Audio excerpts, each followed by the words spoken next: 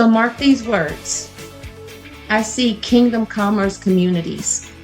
I see churches, businesses, healthcare facilities, grocery stores, people who are disenfranchised, marginalized, re-entering from prison or any other area, learning a craft or a skill, a vocation, being a part of a community and seeing their value and their worth, and doing it all with Christ as the center of their lives, because the church will be there to help them and businesses will be there to support them. This episode of I Work for Him is sponsored by SaferNet, Patriot Mobile, and the U.S. Christian Chamber 2026 Expo, found online at swc2026.com, code I Work for Him. This is I Work for Him, where faith meets work and believers unleash their calling. Maryland is such a great state, such a melting pot of cultures, and such a wide variety of businesses and organizations. And of course, it's smacked up against Washington, D.C., so they also have influence over the nation as well. Maryland is urban, suburban, rural, and farmland, and so much more. It's a state I lived in for just 7 years growing up, but it's part of my heritage and part of my story. I first met Jesus in a little church near Ellicott City, but Maryland has been missing one huge thing: a Christian chamber of commerce focused on the unique needs of Christians in the marketplace. Dr. Nicole Davis saw that need and responded. She's moved forward as the founder of the Maryland Christian Chamber of Commerce, and the 19th of March, 2026, it will officially launch. Nicole is here today to share the story behind this amazing startup with her husband, Tony, and Sonny Norris will be joining her as well as one of the next-gen founding members to tell his story of why he's involved as well. Dr. Nicole Davis, Tony Davis, and Sonny Norris, welcome to I Work for Him. Thank you. We're so glad and excited to be here. We are ecstatic to have you guys here. We've been walking alongside this story with you. I don't even remember the first time we talked, Nicole, but when I heard about Maryland, I was so excited because it is part of my story. It's a small part of my story, but it's part of my story, and I know that on the Eastern Seaboard, this is a significant thing. But Nicole and Tony and Sonny, before we get started, just really short, we always, for first-time guests on the show, we always ask you to share your Jesus story. So really short, because we want to cover a lot of other stuff, but ladies first. Nicole, tell us your Jesus story. Okay, really quickly. I did not grow up in the church. And as soon as I could, once I graduated from high school, I went into the military to give myself a chance at life. Well, it was there in the military in Keflavik, Iceland, where I met Jesus. It was not in a church, but it was in a barracks with my dungarees on at a singles fellowship. And someone else there from another branch of the military, I believe. He's Navy. He was Navy? Mm-hmm. Would see us in the gym quite often. And he attended that Sunday or that Bible study. And he asked me then, he said, I've always seen you walking around with your friend, but I've been afraid to talk to you. Do you know Jesus? And I was at a point in my life where I wanted change, but I didn't know it was Jesus that was the change I needed. And while no was in my mind, because you always know what you can't do once you become a Christian, yes came out of my mouth. And I gave my life to Jesus in that instance. And just knowing that Jesus would choose me in the wretched state that I was, I've committed my life ever since then to serve him with everything I have. So that's it. And a real quick story. In Iceland. Keflavik, Iceland. Yes. In Iceland. Wow. I think you're the very first person that we've interviewed on I Work for Him in the last 13 years, and over 5,000 people that got saved in Iceland. That's fantastic. All right, Tony, what about you?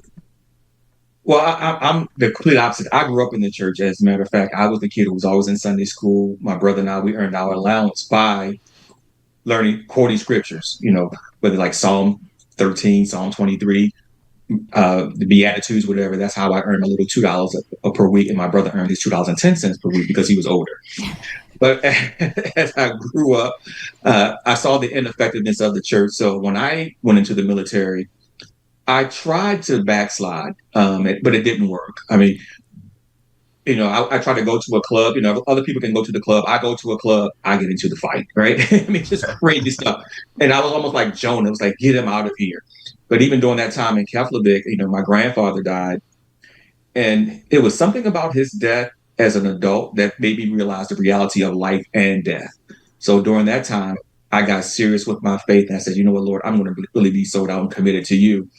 And then coming back to Catholic, so while I didn't get saved in Catholic because I got saved way before that, coming back to Catholic, I met this woman who met me when I came back, telling me that she got saved. And that changed the whole dynamics of our relationship because I was that friend at the gym that the guy always saw her with. He was just with a squadron that was there visiting. You were just friends then. We were. I mean, Jim, we really were. We lifted. We worked the same schedule, so we lifted weights together, played racquetball together, played basketball together. But we were really, truly just friends with no intention. But that's the best part of it. When you marry your best friend, that's when marriage is easy. When you marry your best friend, Martha and I were friends for years. Well, and also duly noted, when you were starting that friendship, you were not going to be equally yoked, and so obviously God's timing was beautiful in all of that. Yes. So Perfect. Yes, indeed. all right, so Sonny, tell us your Jesus story. Kind of similar to Nicole. It's nothing close to what you see on the screen today. I grew up in the uptown streets of Washington, D.C. And growing up, being born and raised in D.C., I was exposed to a lot of street culture. And unfortunately, I actually engaged in some of that as well. And, you know, the journey that God took me on is so unique, and I'm so grateful for it. Just being out there in the streets, just being involved in so many different things. I had a friend who actually went to church, and he would always try to get us to go to the church that was on the same block that we were out there doing bad things on. And he used to always tell me that, you know, once I gave my life to Christ, he said he always saw something in me that once I gave my life to Christ, God will use me in my influence to be impactful to the world. Well, it was through more bad decisions where I felt myself locked up, right, in a prison cell. And I heard his voice again there, my best friend telling me, once you change your life, God will do something great for you. And I don't know if it was just one of those prayers that I did. You know, when we're in trouble, we say, God, you get me out of this. I'm going to do whatever is possible, you know, to try to change my life around. But it was really in that moment that it started to make sense. And from there, it's really nothing that I've done. It's not a magical go in the closet and change and I'm saved story. It was literally life event after life event. God was just pulling me along, and he never let go of me. So that's my story. And from there, he took me to do Christian hip hop and go back to the same streets that I was saved from. And I was rapping in the same neighborhood that I was being locked up in and preaching the gospel to those people. So that's been my ministry since the time I've been saved.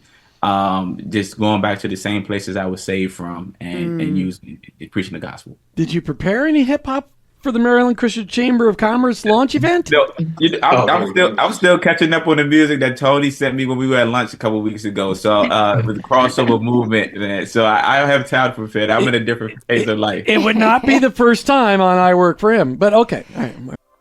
Drive change with your change by using Project World Impact's Swipe feature, a tool that puts spare change to amazing use. To get started, visit Project World Impact's website or download the PWI Swipe app and create a free account.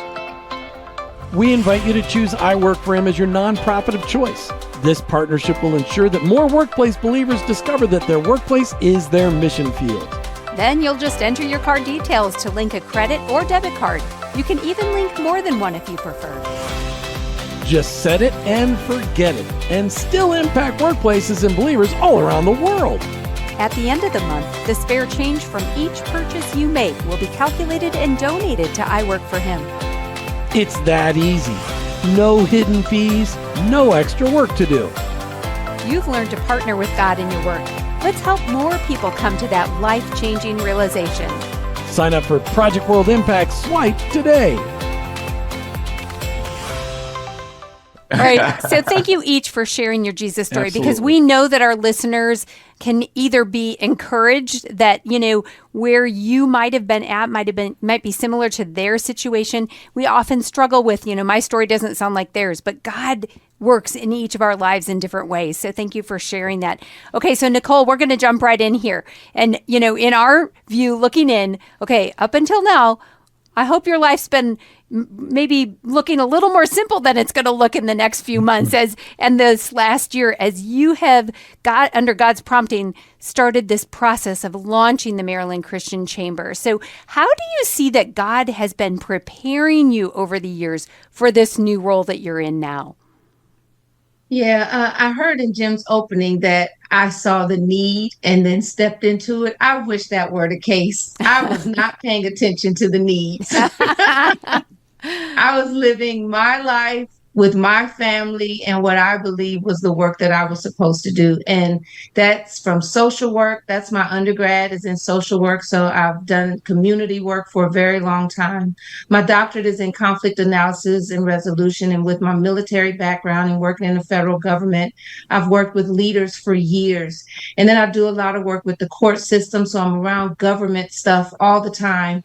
And it's all of these parts. And in the church, I've been a director of women's ministries, and I'm an ordained pastor, actually.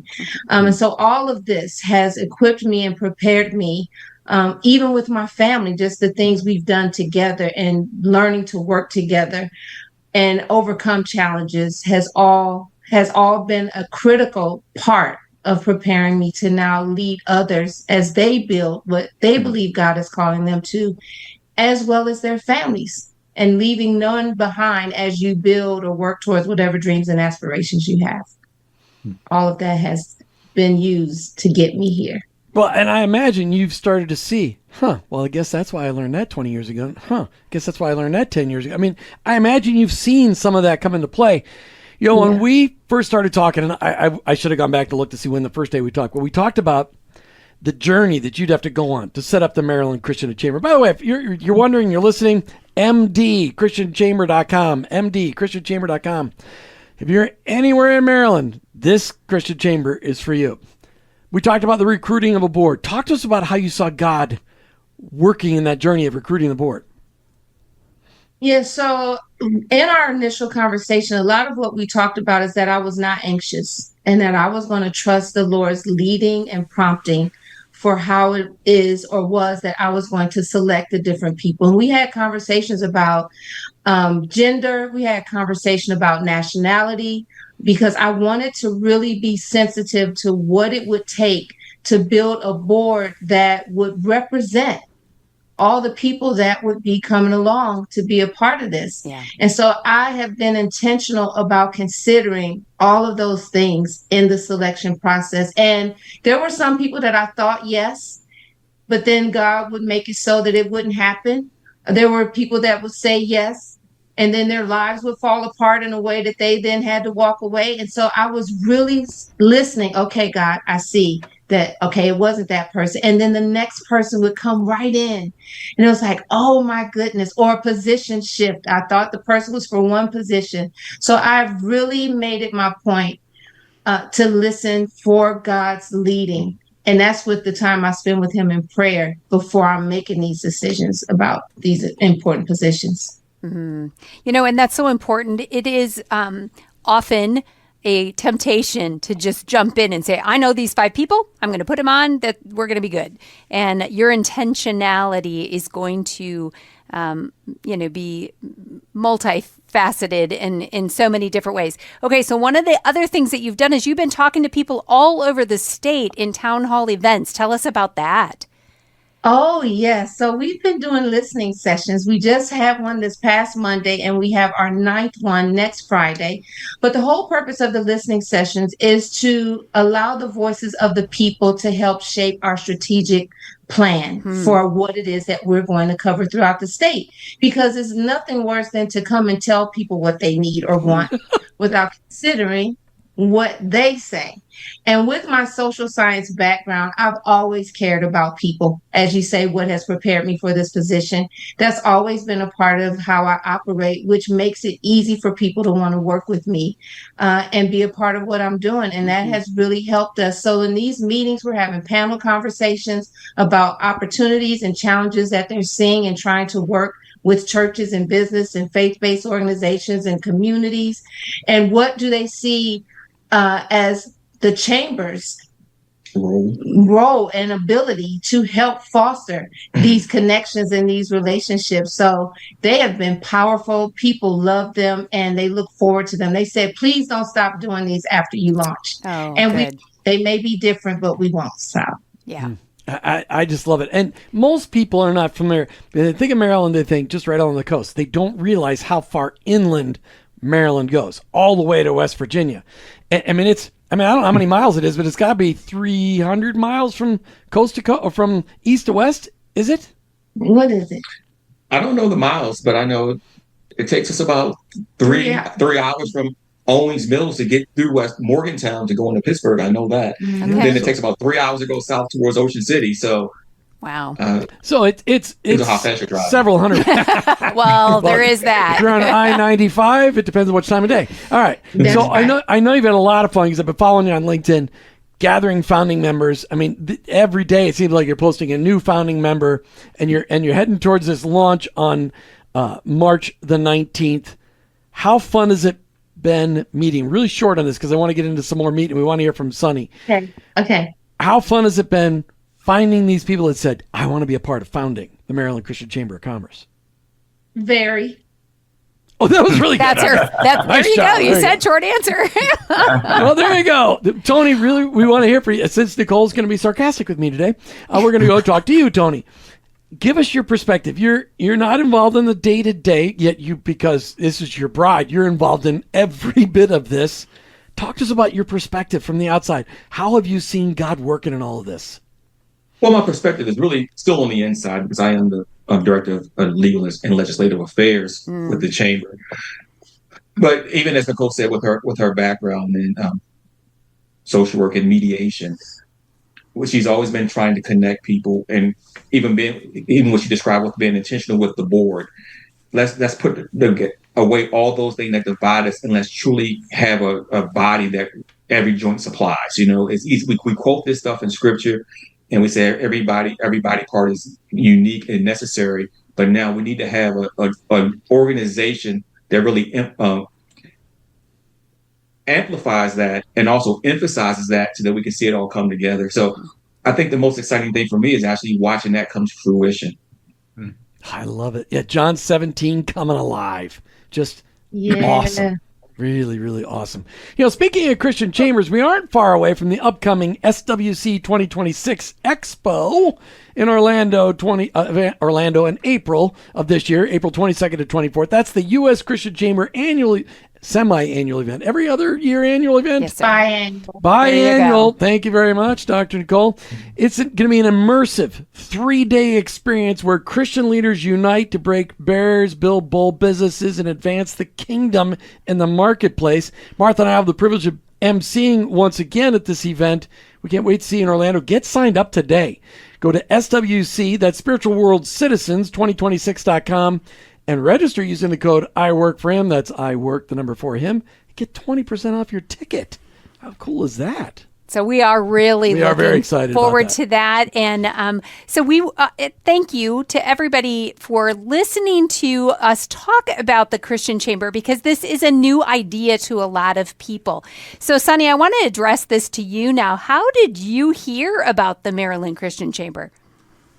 Yeah, I was just searching the internet, right? I talked to a business mentor of myself, and, as a young entrepreneur, he pointed me to go be a part of some chambers of commerce. And so I was just searching the internet, and the Christian Chamber found me. It found me. And when I saw it, I said, I didn't even know this existed, honestly. Yeah. I was still kind of new to what the chambers of commerce even meant to entrepreneurs like myself. But I felt like there was no better way to be in a place where I can grow as a business owner and also spiritually. So when I seen that it was an opportunity, I still didn't know exactly what I was getting myself into. But I'm so grateful that I chose to listen to God in that time. And because by the time I went to the first listening session, met Dr. Nicole and her family, I just knew I was in the right place. But it came by me searching organically, looking to network and have different resources. And when I found it, it was like, this is a match made in heaven. Anybody that says the Google is always the enemy, no, the Google Right. serves both sides, even if they did it inadvertently. But that's the power. These Christian chambers that when we first launched I Work for Him, there were 19 Christian chambers across the country, and it got down to 7. Wow. And now we're back up to, we will be, by the end of 2026, there will be 30, and the U.S. Christian Chamber really, well, what's the best word? Not curating, but holding, encouraging, supporting the Christian chambers that are all over the country. It's stewarding that, maybe, I don't know. They're there to help lift up. It's incredible. You're a next generation leader. You're a next generational marketplace leader. What value are you going to bring as a founding member to the Maryland Christian Chamber? Yeah, I think being, the younger, and I told Dr. Nicole this before, I don't mind being like the face, or you just use me. If you want to just put my face, my little baby face on everything, just kind of market it. And I'm not the youngest one in the chamber that I just recently found out. So, I mean, it's different younger people that's coming about. But I think that as my generation, we kind of thrive off seeing our peers be successful and seeing what our peers are into as well, and don't want to feel left behind. And I feel like this space, me being able to use my influence and my impact in this space as well, will kind of help drive and grow the MD chambers of commerce with other young people. I think for us, when we see our counterparts in these positions, like when we posted that I am a founding member, so many people came and reached out to me because they didn't necessarily know what it was, but what they see is another young person. It looks like they're in a position, in a place where it's intriguing. And so I think that at minimum, I'm looking to serve and to be able to grow and connect as many other young entrepreneurs to this as well. You got to have a business, though. I had a lot of people want to be a part of it, that the businesses aren't, necessarily in place just yet, and things like that. So when you come, you want to make sure you come correct, because when you get into the room with these people, you'll see why you want to be in business. Yeah, exactly. Such a great perspective. Okay, so let's look at the opposite side of that then. What do you see as a young entrepreneur that the value of being a member of the Maryland Chamber is going to bring to you? Where do you see that value coming from? It's tremendous value. And like I said, I saw it from the moment I went to my first listening party. I always knew that in order to grow, you got to put yourself in places where you could be challenged. You got to put yourself in places where a lot of people might know a little bit more than you, right? Mm-hmm. And that's biblically, that's in business. And you can't grow if you're stuck in a place and you're not being able to bounce your ideas off of people, or bounce your journey off of people and getting poured into. And whether it was through the listening party that I went to, or even just having the lunch date with Dr. Nicole and Tony, with my wife and my kids, and just the level of leadership and the spiritual side that she was able to pour, I knew I was just in the right place, right? Mm-hmm. And so as a young entrepreneur, especially with that, as millennials, we feel like we have platforms, we have our voice, but I think that you also got to be responsible and ground yourself in places where you can grow. So that's why it was super important for me to be in that space. A couple of things you just said that I got to highlight on. But what I love, as a young entrepreneur, one of the things you need in your life is an old entrepreneur. Yeah. We call them chronologically superior people. We're instead of old. Okay. That's right, instead of old. And that's what the Christian Chamber is going to provide for you, too. You're going to have access to people that have made all the mistakes that you don't have to. Yeah. I mean, that's just fantastic. Mm. But Dr. Nicole, did you catch what Sonny just said? These were not listening sessions. They were listening parties. Yes. Parties. I love that. No. Sorry. No. That's how you rolled this out, Nicole. Yeah. These were listening parties for the Maryland Christian Chamber. Across Maryland. That is fantastic. What a great perspective. Because Sonny, you're so excited. It felt like a party, because you're like, this is ministering to my soul. My soul is giddy with excitement. That's why it was party thing. I'm just guessing that's what it was. Maybe about to say, maybe it was the music background, the listening parties. Exactly.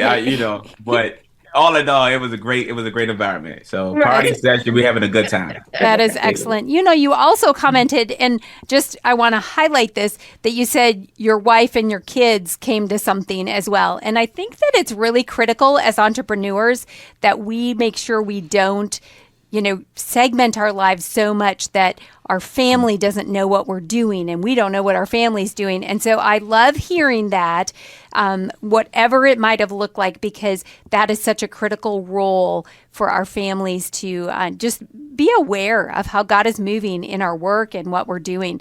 So, I just want to talk for a second here that, it's really clear that the current generations are really yearning to live out their core values, about where they spend our hard-earned money. So excellence is a core value here at I Work for Him. And we have several supporters of this ministry that are affiliate partners that represent excellence as well. SaferNet is a cybersecurity software created to protect your data on all of your devices, whether it's your computers, your cell phones, your tablets.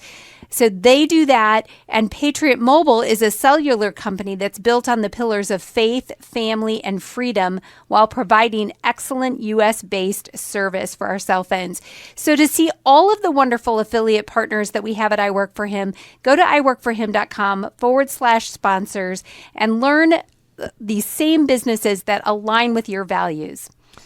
All right, Dr. Nicole. As anybody could jump in on this question, but as the Maryland Christian Chamber launches on March the 19th, 2026, how is this event going to impact your founding members, your board of directors, and the visitors that night? Okay, so this is where I just need to pivot a little bit, being led by the Holy Spirit, because that date is important, but we're already thinking beyond that date. And it's what's been going on the past couple of days, which is why I wanted Tony to be here, because the chamber is changing me as a person. And so I know it's going to do that for those who are coming along. Even just listening to Sonny right now, his life is being changed as a person. But what Tony is going to share, and I'm just setting it up for him so he can talk to you, legislatively, and why it is that we as Christians need to be educated and involved in the decisions that are being made that impact us, is a huge part of what the chamber is going to provide, so that we are not just spectators, but we're participators in the kind of environment we want to live in beyond prayer, but in our activity. So just tell them what you've been doing, babe. Yeah, sure. So that's, like as Nicole said, that's why I'm here as part of this podcast. And I just came in. And for the past couple of days, so as I said earlier, I'm the legal and legislative chair. And then within the chamber, we have a committee that's called the Advocacy Committee, and advocacy regarding your rights.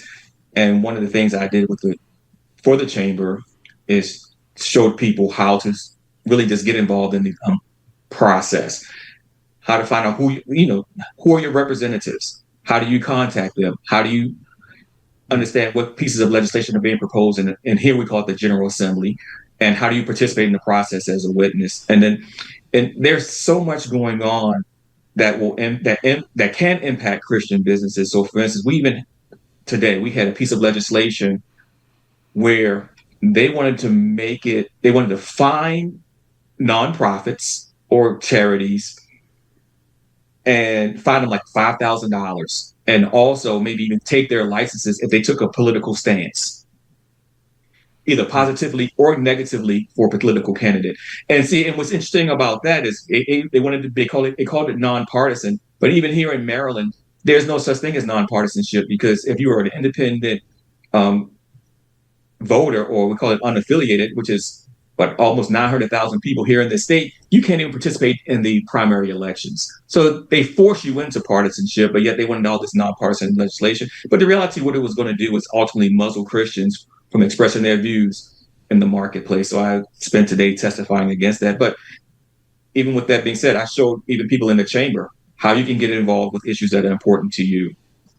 And it was just last year that the IRS ruled, saying, hey, it's okay for political speech to be endorsed from the pulpit. You can actually endorse this from the pulpit. You don't have to stay out of the process, because for decades, Christians have been lied to, saying you can't get no political speech, no endorsements from the pulpit. But they were doing it in certain churches, but just not other churches. And the IRS said, nope, it's cool. Wow, Tony, thank you for doing that. Yeah. We honestly thought that Nicole wanted you to be there because you were her eye candy. So, but I am super thrilled that you shared that because as you guys know, I'm running for mayor in my small town. In fact, we're doing a show about that in a couple of weeks. But as believers, we need to get involved in the government, in the political process, in the legislative process. For too many decades, it's been over a half a century, Christians have been absent, period, from local, districts, the county, state government. I mean, it's just the federal government. We've been absent, and we shouldn't wonder why our country is in the state that it's at. Yes. We just checked out. So, Tony, thank you for your service. Thank you for being there. I mean, both of you served our country as well. I should have said that first, but yes, and I think what you're telling me that you're going to provide is a safe place where people can actually get truth and help guide them, because we are confused. We get half truths, watered down. We can't get the searches with the true answers. There's all kinds of things that then scare people from making any decisions or speaking up in any way because they're not sure of the truth. And so I love that you have that aspect in your Christian Chamber of Commerce so that there is a place where people can get that knowledge. And even like what Sonny was saying, having somebody that's got, a little further down the road than you to be able to go to and say, hey, I'm thinking about this for my business. How's this going to impact it? What stance do I need to take? And be able to do that in a way that is God honoring and truthful and good for your business, because commerce is a part of this equation. Absolutely, Jim and Martha. And I can tell you, we even had a business owner who approached me, and what she said to me was, look, the current rules in this state are making it hard for me to do business. And it's taxes, it's licenses, it's fees. What do I need to do? So, but now that business owner has the instructions on how to really become an active part of the process. So it's education and courage. Yeah. We're helping people become courageous and standing for what they believe in. I can't imagine how terrifying that was to speak in front of the General Assembly. Not at all. Not at all. No big deal. No. Everybody else would have been just, okay. That's awesome. Nicole, dream for me.